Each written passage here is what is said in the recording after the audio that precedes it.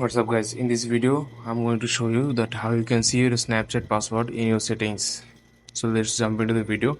What you need to do, first you have to go to on your settings option like that. Then you have to go to your Google option. You have to scroll all the way down and find the option that called Google. You have to click on this Google option right here. So guys, please make sure you watch the full video and follow every step I'm going to show you so that you can see your Snapchat password on your settings in your mobile phone. So after going to Google, you have to click on manage your Google account like here. After clicking on this, you have to scroll right here and click on security option. After clicking on security, you have to scroll all the way down again, and here you can see here is the option password manager like here. So Google will save all the passwords from your mobile phone and apps, and they will store these usernames and passwords here so that if you forget it you can see it here or you can find it here.